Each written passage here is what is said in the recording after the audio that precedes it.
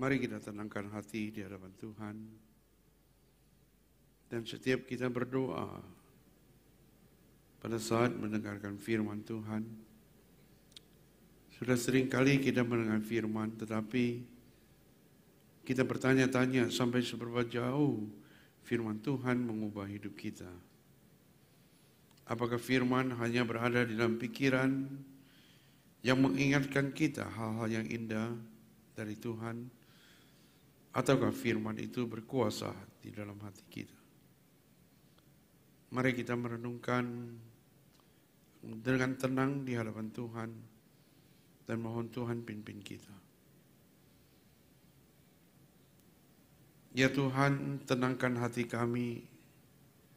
Pada saat kami datang di hadapan Tuhan, kami membutuhkan terang dari Tuhan untuk membukakan hati dan pikiran kami, supaya kami mengenal siapakah Tuhan yang sesungguhnya, dan bagaimana hidup kami berdasarkan pengenalan akan Kristus Yesus.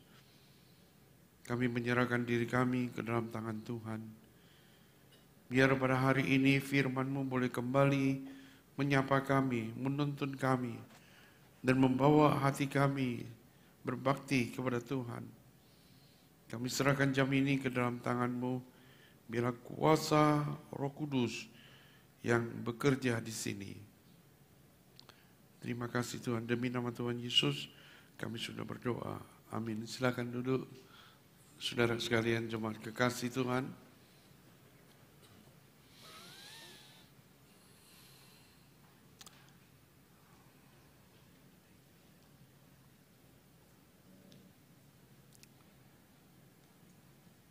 Kita akan buka firman Tuhan dari Yohanes pasal yang ke-12, ayat ke-12 sampai ayat ke-16. Yohanes pasal yang ke-12, ayat ke-12 sampai ayat ke-16. Sudah temukan? Saya akan membacakan beberapa ayat ini untuk kita. Yohanes 12 ayat 12. Demikian bunyi firman Tuhan. Keesokan harinya ketika orang banyak yang datang merayakan pesta mendengar bahwa Tuhan Yesus sedang jalan menuju Yerusalem. Mereka mengambil daun-daun palem dan pergi menyongsong dia sambil berseru-seru, Hosana, diberkatilah dia yang datang dalam nama Tuhan, Raja Israel. Yesus menemukan seekor keledai muda lalu ia naik ke atasnya, seperti ada tertulis, jangan takut hai putri Sion, lihatlah rajamu datang, duduk di atas seekor anak keledai. Mula-mula murid-murid Yesus tidak mengerti akan hal itu, tetapi sesudah Yesus dimuliakan, teringatlah mereka bahwa nas itu mengenai dia, dan bahwa mereka telah melakukan juga untuk dia. Sampai sekian pembacaan firman. Berbahagia mereka yang membaca firman dan mereka yang hidup di dalam firman Tuhan. Khotbah sore hari ini ada dua hal yang besar yang berkaitan satu dengan yang lain. Yang pertama yaitu siapakah Tuhan Yesus itu. Yang kedua, bagaimana Tuhan Yesus hubungan dengan hidup kita.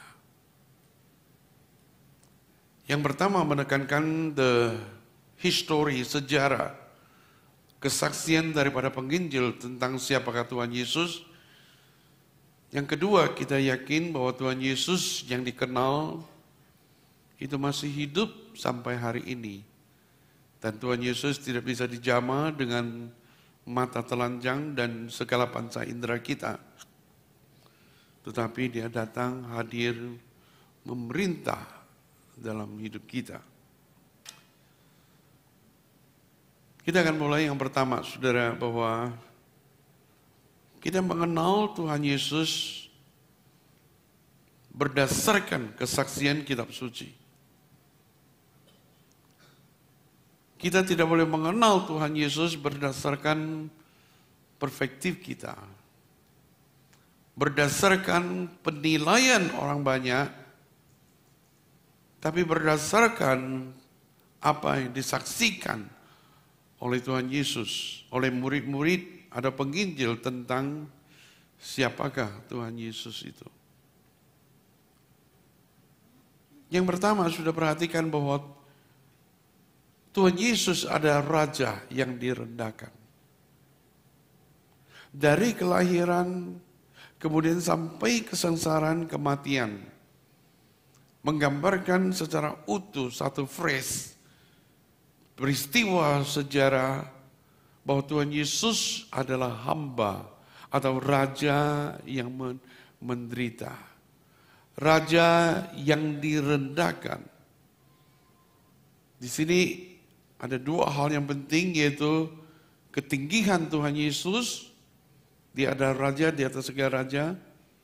Yang kedua, Kristus, kerendahan Tuhan Yesus.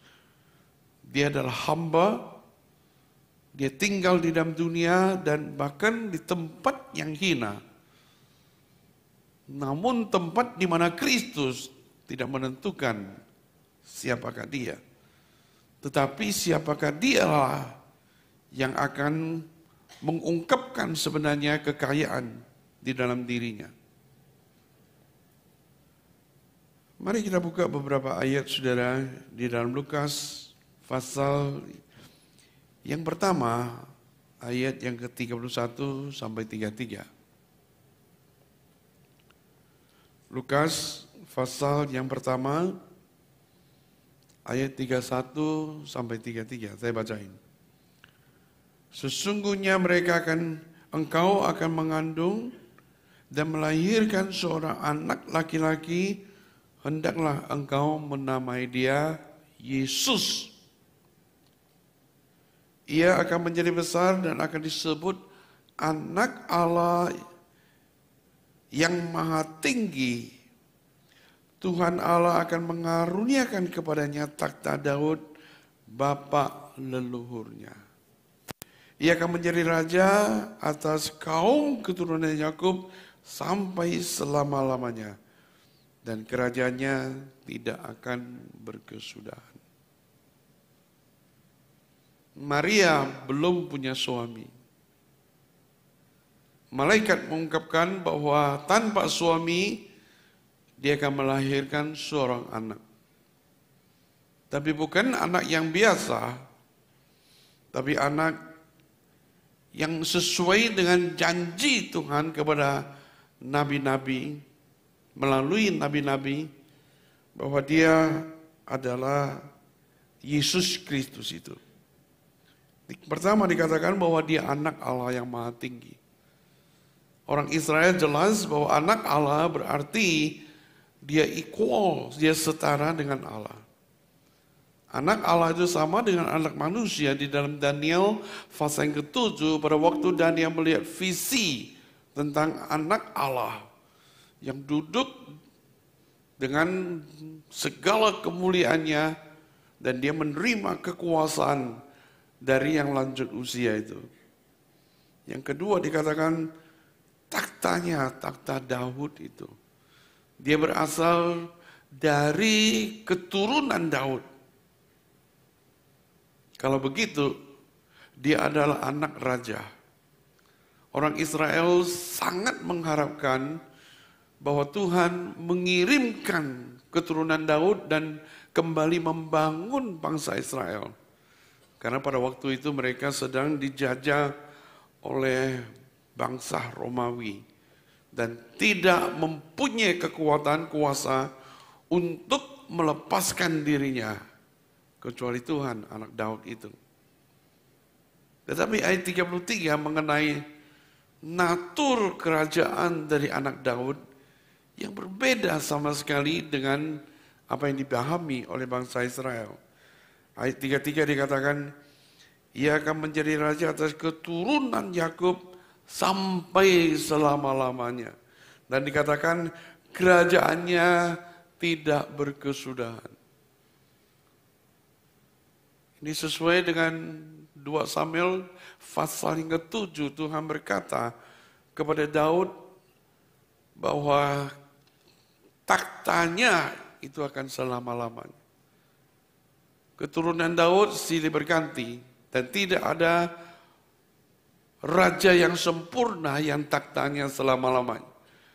Pada waktu pembuangan, orang Israel terpencar di mana-mana dan di situ mereka pulang dari pembuangan, kerajaan sudah tidak pernah dibangun kembali. Mereka mau teokrasi, itu artinya Allah yang memerintah Israel bukan raja. Mereka mau bahwa Tuhan yang dengan nabinya, dengan firman-Nya berkuasa atas bangsa Israel. Dan mereka tidak mau melakukan kesalahan yang sama, memberontak kepada Tuhan. Siapakah keturunan Daud yang kerajaannya tidak akan berkesudahan? Secara historical, secara fakta, kerajaan Daud sudah berhenti. Semua bangsa Israel sudah tahu. Tetapi dikatakan bahwa anak Daud ini, itu adalah kerajaan yang bukan fisik, bukan politik, bukan juga kerajaan dari dunia ini. Di dalam pada waktu memerintah ada satu jangka waktu tertentu. Bukan dibatasi oleh ruang dan waktu, tapi kerajaannya selama-lamanya. Itu Mesaya, saudara. Sorry.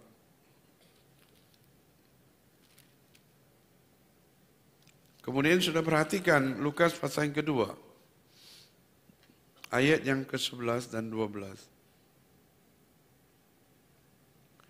Hari ini telah lahir bagimu juru selamat, yaitu Kristus Tuhan di kota Daud.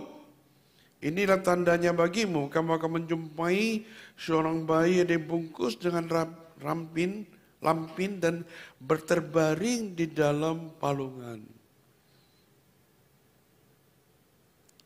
Sudah lihat, Lukas mencatat dengan unik sekali. Pasal 1 ayat 31, 34 sampai 33, yaitu Kristus adalah anak raja.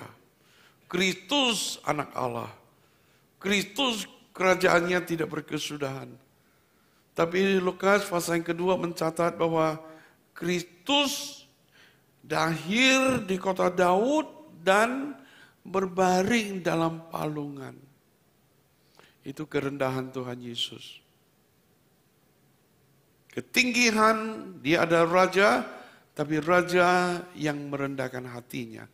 Raja yang tinggal di dalam palungan. Bukan seorang raja dilahirkan di istana, palungan yang sederhana. Orang Israel semiskin-miskinnya tidak lahir di palungan, betul? Nggak punya rumah, masih rumah tetangga. Nggak punya tetangga, masih ada family. Tidak ada family, masih ada gubuk yang kecil bisa lahir. Tetapi Tuhan Yesus lahir di palungan. Palungan tempat yang hina. Tuhan Yesus yang agung, dia mengenakan fisik, dia lahir sebagai manusia biasa. Itu suatu kerendahan Tuhan Yesus. Tetapi saya bertanya saudara, apakah palungan mendistorsi kemuliaan Kristus sebagai raja? Mendistorsinya. Artinya mendistorsi itu artinya gini. Pada waktu Tuhan Yesus lahir di palungan, dia raja, dia anak Allah, sekarang berada di dalam palungan. Apakah dalam kondisi di dalam palungan mengurangi kemuliaan sebagai raja? Tidak kan? Mengapa? Palungan ada sesuatu di luar dirinya. Palungan itu environment. Palungan itu ruang dan waktu. Sedangkan Tuhan Yesus kemuliaannya itu adalah kepenuhan kealahan di dalam dirinya. Maka Yohanes mengatakan dia adalah anak Allah dan seluruh di dalam kealahannya itu di dalam daging. Dan dari situ dia mendapatkan dia dari kemuliaan kebenaran itu terus menerus di dalam hidupnya. Oleh sebab itu saudara, kemuliaan dan kebenaran Kristus tidak ditentukan oleh palungan, saudara. Ingat, keindahan dari dalam tidak pernah ditentukan oleh lingkungan hidup atau situasi ataupun tempat di mana kita hidup. Kalau begitu, hidup sederhana jauh lebih penting. Hidup di dalam kesucian jauh lebih penting di mana kita hidup. Hidup punya visi, misi itu lebih penting daripada tempat di mana hidup. Tapi manusia terbalik, saudara, lebih suka mencari suatu tempat di mana dia hidup bisa menyenangkan dia, bahkan dia berusaha berada di dalam satu lingkungan di mana bisa hidup yang menyenangkan dan dia rasanya senang sekali, saudara. Dengan kata lain, saudara, di sini Lukas jelas menggambarkan bahwa Tuhan Yesus raja di atas segala raja yang di dalam posisi yang rendah. Pada waktu Tuhan Yesus masuk ke Yerusalem, dia digambarkan sebagai raja yang bukan aksidental, yaitu manusia yang merajakan Tuhan Yesus. Tetapi Tuhan Yesus sebagai raja itu sudah dinubuatkan jauh-jauh sebelumnya. Di dalam Mazmur juga dikatakan bahwa diberkatilah dia datang dalam nama Tuhan. Sakaria pasal 9 ayat 9 bahwa dia adalah anak Allah. Hosana bagi di tempat yang maha tinggi. Lihatlah rajamu datang kepadamu, dia mengendalai, dia naik seekor keledai yang muda itu. Ini bukan sesuatu kebetulan, tetapi merupakan sesuatu nubuat dari kitab suci mengenai siapa Tuhan Yesus. Walaupun saudara, Tuhan Yesus tidak diperlakukan sebagai raja dalam pengertian yaitu kerajaan pada zaman itu. Tetapi saudara, orang-orang yang pada waktu itu meneriakkan, memuji, dan kemudian mereka mengungkapkan dan melalui pujian bahwa Kristus adalah raja. Itu adalah dalam kondisi beberapa hari kemudian Tuhan Yesus akan disalibkan. Jadi raja yang disalibkan. Raja yang dia memiliki kekuasaan, dia memiliki prajurit yang jauh lebih berkuasa, tapi dia rela menyalibkan, dia rela disalib, kemudian dihina oleh orang banyak. Pada waktu saudara ingat di Lukas pasal ke-23, ada dua penjahat salib bersama Tuhan Yesus, yang satu kiri dan satu kanan. Yang satu mengatakan, jika engkau Mesaya, turunlah kemudian selamatkan engkau dan selamatkan kami. Tetapi yang satu penjahat yang lain mengatakan, tidakkah engkau takut kepada Allah? Kita menerima hukuman yang sepantasnya sesuai dengan kelakuan kita. Lalu dia memandang kepada Tuhan Yesus. Yesus, ingatlah aku pada waktu engkau datang kembali sebagai raja. Ini orang ini imannya luar biasa, saudara. Mengapa, saudara? Pertama, di atas kayu salib tidak ada satu mujizat apapun juga. Betul? Sulit untuk percaya, menggantungkan diri kepada orang yang menurut dia tidak punya kuasa melepaskan dirinya. Padahal Tuhan Yesus punya kuasa itu. Justru pada waktu Tuhan Yesus di dalam kondisi, di dalam ukuran manusia yang paling lemah, penjahat ini percaya. Luar biasa, saudara. Yang kedua, saudara, penjahat ini memandang Tuhan Yesus bukan hanya manusia biasa seperti dia, tetapi Tuhan Yesus adalah raja. Engkau datang kembali sebagai raja. Itu adalah suatu terobosan yang luar biasa. dari iman penjahat ini melihat sesuatu bukan hanya di depan matanya, tetapi melihat sesuatu jauh ke depan. Dan padahal penjahat ini tidak pernah mengenal Tuhan Yesus sebelumnya. Mengapa? Karena dia penjahat, saudara. Mungkin dia adalah zelot yang melawan pemerintah sehingga dia disalibkan. Tidak mungkin dia keluar bersama dengan orang banyak mengikuti Tuhan Yesus. Tetapi saudara, pada saat penyaliban, disitulah dia mengenal Tuhan Yesus. Lukas mencatat raja yang lemah. Lukas mencatat raja yang menderita. Lukas mencatat raja yang sekaligus adalah juru selamat bagi penjahat ini, saudara.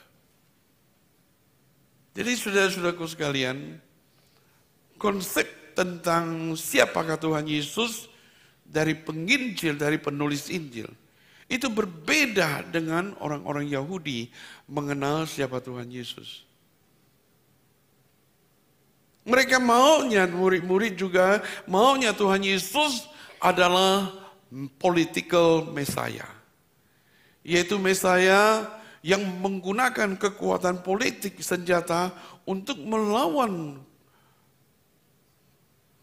tentara Romawi. Dan membebaskan bangsa Israel dari belenggu. Dan memberikan kelepasan secara fisik kepada mereka. Supaya mereka bisa hidup bebas dari jajahan. Jadi sudah mereka figure out bahwa Tuhan Yesus adalah seorang raja yang hebat.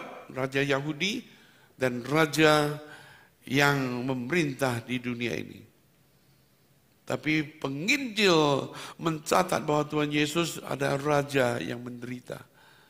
Raja yang kelihatannya tidak berdaya berada di kayu salib.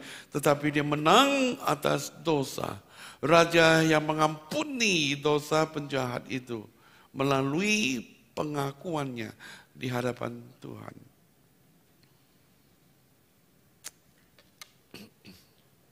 Yang kedua, saudara, kita akan coba melihat apa hubungannya pengenalan kita siapakah Tuhan Yesus dengan hidup kita. Siapa di antara kita yang pernah melihat Tuhan Yesus dengan mata telanjang? Pernah nggak? Ya nggak pernah lah, betul? Siapa yang bisa mengatakan merabah Tuhan Yesus? Seperti murid-murid berbicara dengan Tuhan Yesus. Ya enggak lah saudara. Pada waktu Tuhan Yesus inkarnasi, murid-murid bisa interaksi dengan Tuhan Yesus secara fisik dan pengalaman. Yohanes mengatakan firman yang kita raba, firman yang kita lihat, firman yang berada di tengah-tengah kita itu. Tapi saya sudah tidak bisa melihat Tuhan Yesus. Tapi dari mana kita tahu bahwa Tuhan Yesus ada raja di dalam hati kita. Raja dalam hidup kita. Kapan Tuhan Yesus sebagai raja dalam hidup kita? Di sini saya melihat saudara antara Kristus ada raja. Sesuai dengan kesaksian kitab suci. Dan kemudian saudara bahwa Tuhan Yesus adalah raja. Di dalam hidup kita sekarang ini. Melalui yaitu connectionnya Roh Kudus. Roh Kuduslah yang mengilhamkan siapakah Tuhan Yesus. Roh Kuduslah yang membawa Kristus itu hidup di dalam diri kita. Roh Kuduslah yang menerangi hati kita untuk mengenal Kristus.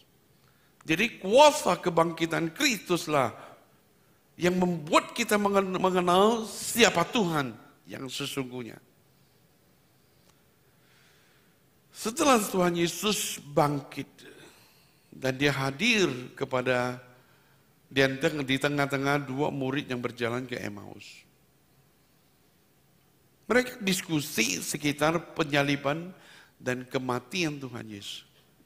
Penyaliban dan juga kebangkitan Tuhan Yesus. Kalau gitu mungkin sudah terjadi peristiwa Kalau dia ikuti Tuhan Yesus, mereka sudah puluhan hari, sebulan lebih, berada di Yerusalem bersama dengan murid-murid. Dan bahkan mereka menceritakan bahwa mereka pernah melihat Tuhan Yesus. Murid-murid pernah melihat Tuhan Yesus. Itu waktu yang cukup lama. Tapi mereka mengambil keputusan pulang ke Yerusalem. Mengapa? Kita nggak tahu tujuannya. Tapi kemungkinan mereka sudah hopeless. Yang dulunya mereka mengharapkan Kristus adalah penguasa dunia, Kristus adalah political Messiah, Kristus telah membebaskan bangsa Israel dari jajahan, tapi sekarang sudah mati. Dan kita dengar rumornya bahwa dia telah bangkit, tapi nggak pernah alami. Tuhan Yesus adil.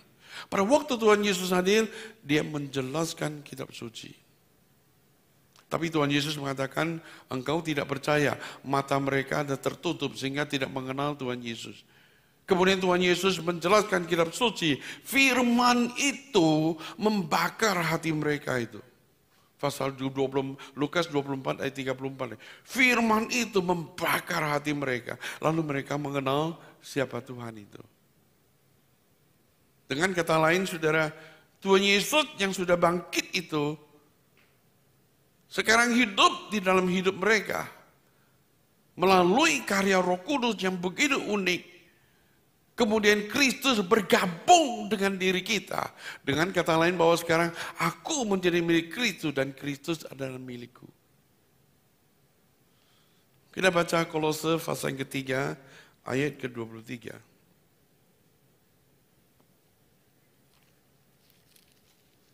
Kolose 3 ayat ke-15, sorry. Ayat ke-15. Hendaklah damai sejahtera Kristus memerintah dalam hatimu. Ayat 16, hendaklah perkataan Kristus, yaitu Logos, diam dengan segala kekayaannya di tengah-tengah kamu. Ayat 15 dan 16 itu paralel. Suatu dorongan kepada jemaat, hendaklah. Jadi Kristus yang hidup itu memerintah, berkuasa atas hidupmu. Kristus adalah Tuhan dan kamu adalah hamba. Kristus adalah raja dan kamu adalah anak raja. Kristus yang berotoritas di dalam hidupmu. Kemudian dikatakan hendaklah perkataan Kristus. Dengan kata lain, perkataan Kristus dan Kristus nggak bisa dipisahkan, betul? Di mana Kristus hadir, kita mendengar perkataannya. Di mana perkataan Kristus hadir dan mendengar perkataan Kristus, kita yakin Kristus hadir. Tapi dari mana kita mendengar perkataan Kristus itu? Yaitu yang pertama, firman yang tertulis. Firman itu diinspirasikan oleh Roh Kudus, dan Roh Kudus mengilhamkan firman-Nya. Ini yang kedua. Yaitu firman yang kita bisa baca, yang kita dengar. Dan kemudian firman itu berdiam di dalam hati kita. Itu namanya Roh Kudus menginspirasikan firman itu. Sehingga firman itu bukan berada di luar hidup saya. Tapi firman adalah bagianku. Firman itu menjadi milikku, sehingga firman sekarang berotoritas, berkuasa, dan firman itu memerintah di dalam hatiku. Kata berdiam di situ itu sama dengan konsepnya dengan memerintah. Bukan berdiam itu pasif, tapi berdiam itu adalah dominasi. Kalau saudara membeli rumah itu jadi milik siapa? Kalau uangnya sudah bayar ataupun cicilan begitu. Rumah itu milik siapa? Milik aku kan. Maksudnya aku itu apa? Karena aku bayar dengan uang dan nama sertifikat sekarang tertulis namaku. Jadi milikku kan. Lalu saya tanya, siapa yang punya otoritas tinggal di dalam rumah itu? Aku kan. Betul? Aku yang berkuasa atas rumah itu, sekarang siapa yang jadi tuan rumah? Aku kan. Waktu saya masuk ke dalam rumah itu, siapa yang bisa mengubah atau mengatur dan dekorasi rumah itu? Aku kan, betul? Betul nggak? Aku mau taruh di mana lukisan ini dan menurut saya, walaupun saya tidak sebagai ahli, tapi saya berkuasa atas rumah itu. Kalau saudara ada di dalam rumah itu, mereka adalah pemilik rumah atau tamu? Tamu dong, betul? Kalau paman saya datang ke rumah, siapa pemilik rumah itu? Apa paman karena usianya tua atau kita menghormati jadi pemilik? Enggak, tetap saya dong, betul? Kalau teman dekat datang ke rumah, apakah mereka jadi tuan atau mereka jadi tamu? Mereka tetap jadi tamu. Boleh nggak kalau teman dekat datang seenak-enak masuk ke rumah, kemudian dia buka kulkas, kemudian dia masuk ke kamar tidur kita, lalu dia terlentang di situ. Kita pikir apa? Orang ini kurang ajar gitu ya. Kok nggak tahu diri? Ini kan bukan tempat kamu, ini kan kamar saya. Lalu dia bilang, Pak, itu fotonya nggak cocok taruh di sini, mungkin taruh di situ katanya. Kok dia ngatur?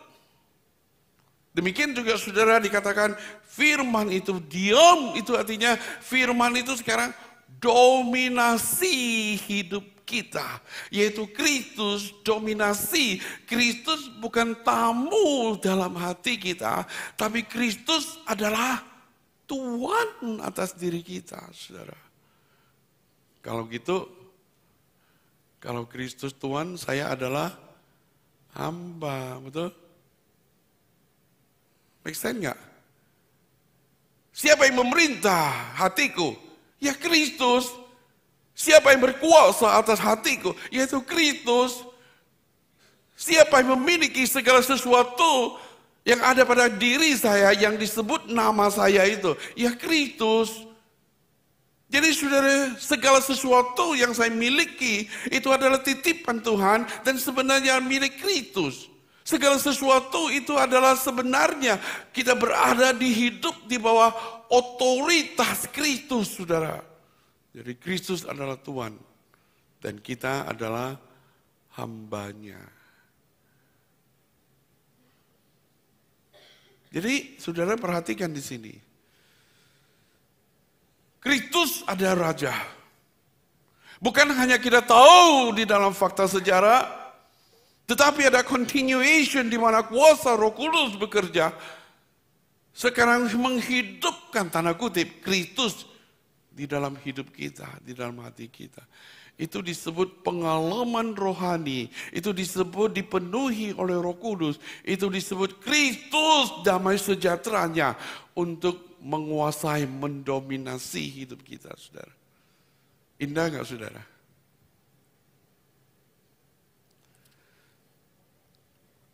Ada dua hal yang perlu sudah perhatikan kalau hidup kita itu telah dikuasai oleh raja, di atas segala raja itu. Yang pertama, saudara, kita adalah imamat rajani. Kita adalah imamat rajani. Imam tetapi dipimpin oleh raja.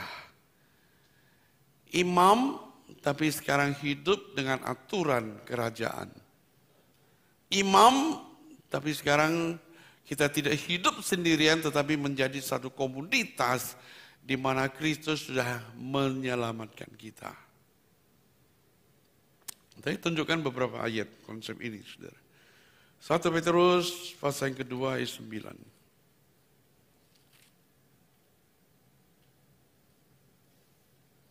1 Petrus pasal 2 ayat 9. Saya bacain ya.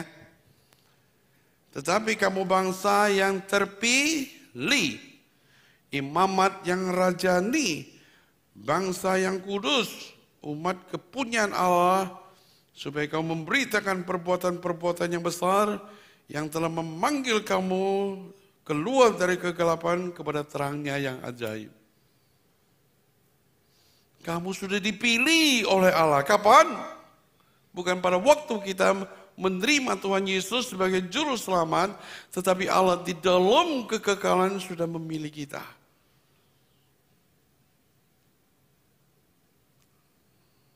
Yaitu Tuhan sudah memilih kita menjadi umatnya sebelum permulaan zaman.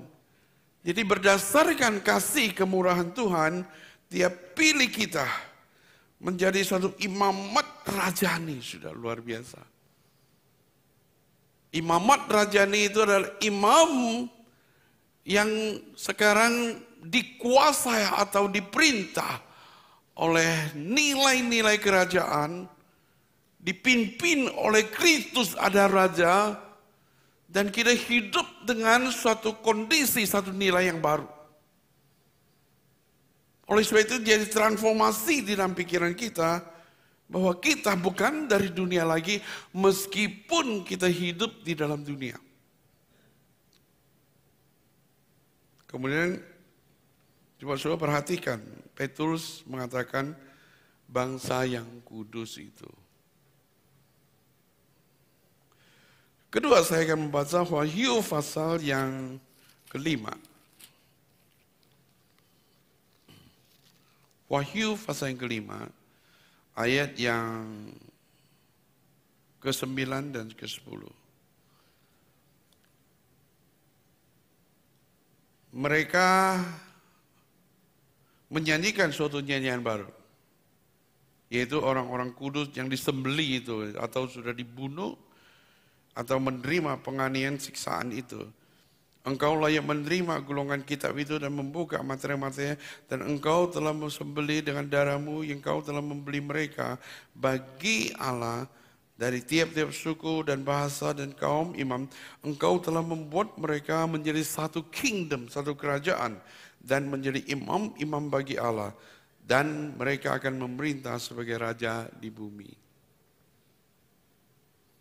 Yaitu darah anak domba itu sudah disembelihkan, kemudian mereka sudah dibasuh menjadi satu kerajaan, sudah menjadi satu umat yang kudus, satu umat yang layak di hadapan Allah, satu umat yang berkenan kepada Allah, saudara.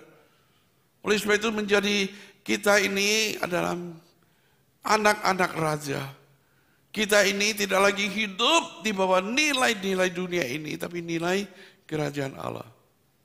Jadi sudah yang pertama, sifat daripada imam itu harus hidup kudus. Bangsa yang kudus, karena engkau telah ditebus, dan engkau menjadi kudus karena Kristus adalah Allahmu. Kudus adalah kamu sebab aku kudus. Jadi kekudusan itu berdasarkan relasi pengenalan akan Allah. Kekudusan merupakan suatu dedikasi hidup kita kepada Allah, saudara. Kudus itu mencakup dua hal. Yang pertama, menjauhkan diri dari dunia dosa. Menjauhkan diri. Segala hal yang dari dunia ini, dari dosa, aku tidak mau sentuh. Karena hidupku tidak layak untuk itu. Segala perkataan kotor itu saya tidak ucapkan lagi, karena itu tidak layak. Segala kejahatan di dalam hatiku yang dulunya tidak lagi cocok dengan status hidup saya yang baru ini. Yang kedua, kudus itu artinya, saudara, itu adalah kekudusan moral. Kekudusan moral berdasarkan bahwa Kristus yang sudah menyucikan kita. Sekarang saya hidup kudus sebab saya melekat kepada Kristus. Kekudusan itu merupakan sesuatu kehidupan yang dekat dengan Tuhan, dan kemudian menimbulkan sesuatu pengaruh di dalam hidupku. Oleh sebab itu seorang imam, dia harus menguduskan diri sebelum dia melayani Tuhan. Sebelum dia memberikan korban persembahan, dia menyadari siapa dirinya.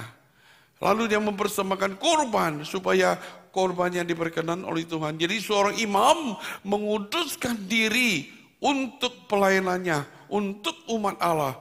Seorang imam dia harus menyadari bahwa pelayanannya boleh diperkenan oleh Tuhan karena ada dedikasi dirinya yang kudus itu. Oleh sebab itu pertama kita mesti tentang ini kita mesti perhatikan sebagai orang tua, kita mesti menguduskan diri untuk keluarga, saudara. Demi nama Tuhan. Kita bisa menjadi orang tua yang berhasil dalam pekerjaan, leadership yang luar biasa, memimpin banyak orang di perusahaan, itu baik. Tetapi sudah kalau kita nggak hidup kudus, jangan harap istri dan anak-anak menghormati kita. Pekerjaan bisa berhasil, tapi belum tentu bisa menjamin hidup yang kudus. Kita mesti mendedikasikan diri sepenuhnya kepada Tuhan dan memiliki hidup yang kudus itu. Di dalam pelayanan Tuhan sudah dipilih jadi majelis, kemudian jadi pengurus untuk puji-pujian, itu adalah sudah peranan sebagai imam. Tetapi seorang imam itu harus memiliki kekudusan di dalam dirinya. Sebelum engkau melayani, enggak boleh main-main dengan dosa, saudara. Suatu saat saya pelayanan di satu tempat, seorang pemuda begitu giat melayani Tuhan, menjemput saya, kemudian pergi pelayanan di sana sini, bahkan sudah dia menghabiskan waktu tahu begitu banyak. Pada waktu malam KKR, saudara, dia bertobat. Lalu saya tanya, kamu bertobat dari apa? Mengapa engkau bertobat? Saya bertobat dari hidup saya yang tidak kudus itu. Dia dengan malu, dia bilang, aku melayani Tuhan dengan giat sekali. Tapi aku suka pornografi. Pikiran saya yang kotor, pikiran saya yang duniawi. Tidak ada seorang pun tahu, tapi Tuhan tahu. Saya tidak layak di hadapan Tuhan. Lalu dia mengatakan dia mau diubah oleh Tuhan. Oleh sebab itu saudara, kita sebagai imam Tuhan, kuduskan diri untuk Tuhan. Yang kedua saudara, tadi yang saya mengatakan bahwa imamat rajani yang itu harus memiliki sifat kekudusan. Yang kedua adalah sifat sifat keterbukaan hati atau sifat murah hati atau sifat belas kasihan. Imam melayani bukan hanya di atas mimbar ataupun hanya mengajar. Tapi imam itu turun ke bawah membawa manusia kepada Tuhan. Imam itu sebagai wakil manusia kepada Tuhan. Oleh sebab itu pelayanan imam itu adalah pelantara. Pada waktu orang yang luka hatinya, seorang imam hadir di situ, mengerti hati mereka. Karena dia pun orang yang lemah, yang tidak sempurna. Lalu membawa mereka pada Tuhan. Seorang imam doa syafat untuk orang-orang yang dia layani. Jadi seorang Israel itu, imam tidak mendapatkan ladang atau tempat atau tanah. Sebab imam itu tinggal di tengah-tengah kedua belas suku bangsa Israel itu. Mengapa mereka tinggal sama-sama? Mereka mengajarkan firman dan mereka berada di tengah masyarakat untuk menyatakan belas kasihan dari Tuhan supaya mereka itu kembali melihat kemurahan Tuhan di dalam hidupnya, saudara. Kalau sudah membaca Matius pasal yang ke-25, Raja itu berkata kepada orang-orang yang berada di depan dia, yang siap untuk meminta di mana pertanggungjawab hidupnya. Yang sebelah kanan adalah domba, yang sebelah kiri adalah kambing yang tidak mengenal Tuhan. Lalu yang sebelah kanan itu Tuhan berkata, engkau marilah kepadaku, terimalah kerajaan Allah yang sudah disediakan bagi kamu sejak permulaan zaman. Karena pada waktu aku lapar engkau memberikan minum, pada waktu haus memberi aku minum, pada waktu aku dalam penjara engkau mengunjungi saya, pada waktu aku telanjang engkau memberikan pakaian, pada waktu saya berada dalam kesusahan hidup engkau ada di situ. Lalu mereka berkata, Tuhan kapankah saya melihat kamu seperti itu? Tuhan menjawab, pada waktu engkau melakukan hal yang kecil kepada saudaraku, engkau telah melakukan doaku. Mereka tidak mengerti itu, saudara. Tetapi sudah bukan karena perbuatan baik itulah. Perbuatan belas kasihan itu membuat mereka lolos daripada penghakiman Tuhan. Tapi di dalam Matius pasal ke-25, di dalam ayat-ayat berikutnya, sudah ayat 34 berikutnya, dikatakan mereka adalah umat Allah. Yang sudah menerima kerajaan Allah itu. Dan mereka adalah anak Allah. Oleh sebab itu sudah pada waktu mereka hidup di dalam dunia, mereka menjalankan peran imam, yaitu menunjukkan belas kasihan, hidup di tengah-tengah masyarakat di mana mereka ada, saudara. Pernahkah saudara terjun ke bawah untuk melayani? sebagai wakil manusia atau sebagai sesama manusia yang kau berada di tengah-tengah mereka untuk membawa orang-orang berdosa kepada Tuhan. Suatu saat saya pernah bawa sekelompok mahasiswa pergi ke penjara untuk melayani. Lalu mereka mempersiapkan bahan untuk membimbing, kemudian mereka melakukan berbagai hal, bahkan kumpulkan sesuatu untuk mereka, kebutuhan sehari-hari itu. Lalu di tengah-tengah kebaktian itu selesai ada kesaksian, ada seorang yang narapidana itu bersaksi. Bagaimana dulunya hidupnya yang dia begitu jahat dan bobrok itu. Dia pernah terlibat dalam berbagai macam kejahatan, tapi kemudian dia masuk dalam penjara, di situ dia bertemu dengan Tuhan. Dia masuk penjara, dia bilang dia nggak pernah menyesalinya. Tapi itu kemurahan Tuhan dengan tangannya yang teracung dan penuh belas kasihan. Memasukkan dia ke dalam penjara supaya di situ dia bertemu dengan Tuhan. Sampai bersaksi dia menangis. Saudara. Setelah selesai semuanya, saya ada evaluasi dengan kelompok mahasiswa itu dan mereka berkata, bukan kami yang harus melayani mereka, tapi kami yang dilayani. Tapi melalui pelayanan penjara, mata kami lebih terbuka. Bagaimana kami hidup untuk menyatakan belas kasihan kepada orang-orang yang mungkin terasing. Menerima mereka yang terbuang. Hati kami terbuka seluas-luasnya. Saya bilang orang ini kalau keluar dari penjara, maukah engkau menerima dia sebagai anggota jemaat? Maukah engkau menerima dia sebagai sahabat? Maukah engkau menerima dia dan membimbing dia? Bahkan mengarahkan dia untuk bekerja? Itulah yang membuka hati saya, saudara. Itu peranan seorang imam. Yang kedua, sudah perhatikan bahwa kita ini anak raja. Oleh sebab itu kita hidup yang pertama, hidup sebagai imamat yang raja. Yang kedua adalah kita hidup bagi kerajaan Allah. Artinya apa? Hidupku bukan aku lagi, hidupku bukan kerajaanku lagi, hidupku datanglah kerajaanmu, jadilah kehendakmu. Itu luar biasa. Pada waktu kita berdoa di situ perlu menyangkal diri, memikul salib. Pada waktu kita berdoa seperti itu, kita mengatakan, ya Tuhan, aku tidak lagi hidup demi kepentinganku. Aku tidak lagi memikirkan apa yang saya pikirkan, tetapi apa yang dipikirkan oleh Tuhan. Aku tidak menghendaki lagi apa yang menjadi keinginanku, ambisiku, tetapi keinginan Tuhan di dalam hidupku.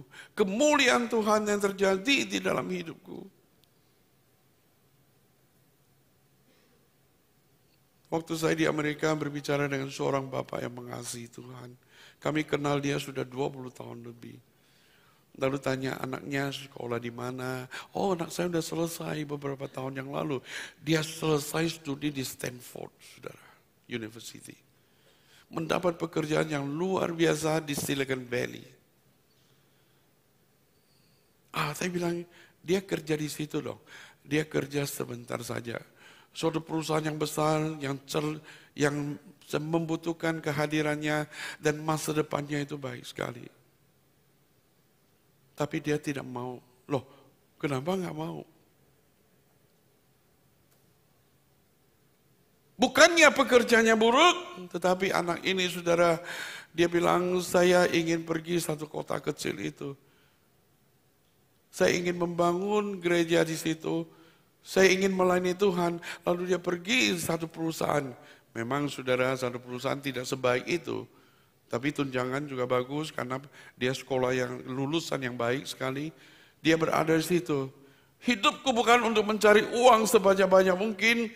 Lalu juga ingin kesempatan saya menjadi terkenal dan berhasil, dia bilang. Tapi hidupku yang masih muda ini saya bisa dedikasikan kepada Tuhan. Sambil melayani, sambil bekerja, sambil di situ membangun kerajaan Allah. Jadi anak saya pindah di situ. Satu pihak dia bilang papanya bilang aku menyesal juga deh. Tapi lain pihak aku bangga anak saya mempunyai visi hidup bagi kerajaan Allah. Dia tidak hanya memikirkan tentang kepentingannya. Tapi anaknya bilang, dengan tunjangan saya sekarang pun keluarga saya pun bisa hidup melampaui kebutuhan saya. Saudara-saudaraku sekalian, hidup bagi kerajaan Allah. Uang kita itu dititipkan oleh Tuhan. Pekerjaan kita diberikan oleh Tuhan. Istri, anak, suami itu adalah titipan Tuhan. Anak-anak itu titipan Tuhan. Segala sesuatu yang kita miliki itu berasal dari Tuhan. Oleh sebab itu kita harus mengakui bahwa segala kemuliaan bagi Tuhan. Betul? Kalau gitu saudara, bisnis jangan pikirkan untung.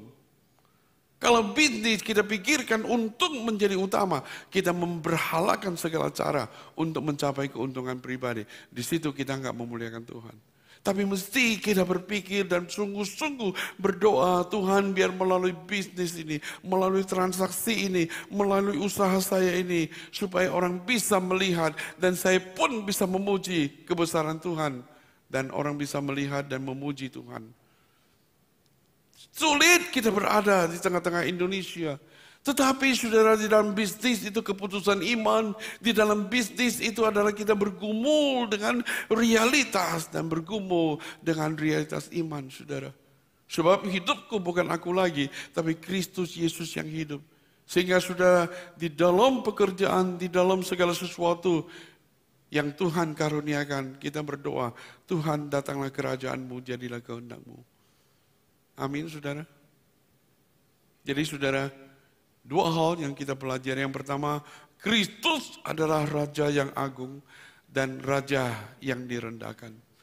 Tapi Kristus bukan hanya peristiwa tentang Kristus yang masuk ke Yerusalem, itu hanya fakta sejarah. Tapi Kristus hidup di dalam diri kita sekarang. Dengan kuasa Roh Kudus, Dia adalah Tuhan di dalam hidup kita. Dengan kuasa Roh Kudus, kita menundukkan diri kepada Tuhan. Pada waktu kita hidup di dalam kerajaan Allah, kita bukan nilai-nilai kita lagi yang mendasari hidup kita. Bukan dari aku yang berkuasa atas hidup, tetapi Kristus. Oleh sebab itu kita sebagai imamat yang rajani.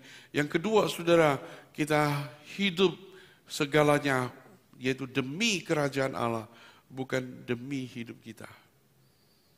Maukah saudara? Kiranya Tuhan tolong kita. Dan Tuhan pimpin hidup kita. Mari kita berdoa dan mohon Tuhan tolong. Sudah, mari kita tunduk kepala dan kita berdoa mohon Tuhan pimpin. Jemaat Laodikia yang berkata demikian, aku kaya, aku telah memperkaya hidupku dan aku tidak kurang apapun juga. Mereka adalah orang Kristen, tetapi Kristus ada di luar pintu. Kristus tidak menjadi raja atas hidup mereka karena mereka mencintai dunia. Mereka berbangga diri atas segala kepemilikan. Mereka membanggakan diri atas dirinya yang memadai. Mereka menganggap dirinya pandai. Mereka menganggap dirinya adalah sumber segalanya. Oleh sebab itu mereka bilang, aku tidak kurang apapun juga. Dan Kristus ada di luar pintu dan mengetuk. Dan dia berkata, barang siapa mendengar suaraku, aku akan masuk, aku akan tinggal diam bersama dengan dia dan makan bersama dengan dia. Di sini Kristus adalah Raja atas hidup kita. Dan Kristus adalah sahabat kita. Dia bersekutu dengan kita dan kita boleh memiliki damai sejahtera Kristus. Firman-Nya berkuasa atas hidup kita. Siapa di antara kita yang engkau sudah menerima Kristus Yesus sebagai juru selamat, tapi sudah masih mencintai dunia ini? Engkau bangga terhadap keberhasilanmu, engkau bangga terhadap dirimu, engkau bangga dengan keuangan, engkau bangga dengan tempat tinggal, engkau bangga dengan segala hasil jeripayamu. Bukankah semua dari Tuhan? Bukankah semua telah merebut hatimu dari Tuhan? Dan Tuhan mau masuk ke dalam hati saudara. Dia menjadi Tuhan atas hidup kita. Siapa yang berkata demikian, Tuhan, aku selama ini salah dan engkau masuklah ke dalam hatiku dan bersekutu dengan aku. Engkaulah Raja yang agung, engkaulah yang memiliki hatiku dan hidupku. Siapa yang berkata demikian, engkau acungkan tangan di hadapan Tuhan. Saya berdoa untuk saudara, mohon Tuhan pimpin hidup saudara supaya engkau hidup bagi Tuhan seumur hidup. Siapa yang berkata demikian?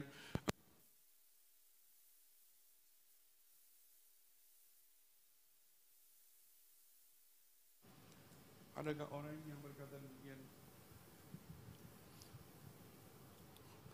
Adakah orang yang berkata, Tuhan, Engkau di luar hidupku, tapi hari ini aku mendengar firman-Mu, Engkau adalah Raja atas hidupku. Aku membuka hati untuk Tuhan. Aku mau, bukan aku yang berkuasa Tuhan. Aku selama ini hidup mendukakan hati Tuhan. Siapa yang pada hari ini Engkau berkata, Tuhan, Engkaulah Rajaku. Engkau milikilah hatiku dan hidupku pada hari ini. Aku dedikasikan sepenuhnya kepada Tuhan. Aku mau memuliakan Engkau di dalam hidupku. Siapa yang berkata demikian, saya sekali lagi berkata, Engkau acungkan tangan dan saya berdoa untuk saudara. Ada?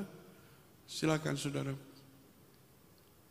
Adakah saudara yang di atas, Engkau acungkan tangan dan saya melihatnya. Puji Tuhan saudara. Yang di atas siapa lagi saudara? Ada lagi? Kiranya Tuhan tolong saudara, pimpin hidup saudara. Adakah yang berkata, saya tanya yang terakhir kali. Yang berkata, Tuhan, aku selama ini telah menjadi tuan atas hidupku. Dan hidupku tidak lagi menyenangkan hati Tuhan. Aku mau ya Tuhan, Kau masuk ke dalam hatiku. Hari ini aku mendengar firman Tuhan. Aku tidak mau hidup akulah menjadi raja, tetapi Engkau ya Tuhan, datanglah kepadaku. Saya ingin bertanya, siapa yang berkata demikian? Engkau acungkan tangan di hadapan Tuhan dan saya berdoa untuk saudara. Siapa saudara? Ada? Mana saya lihat sudah? Ada lagi saudara? Kiranya Tuhan tolong kita saudara.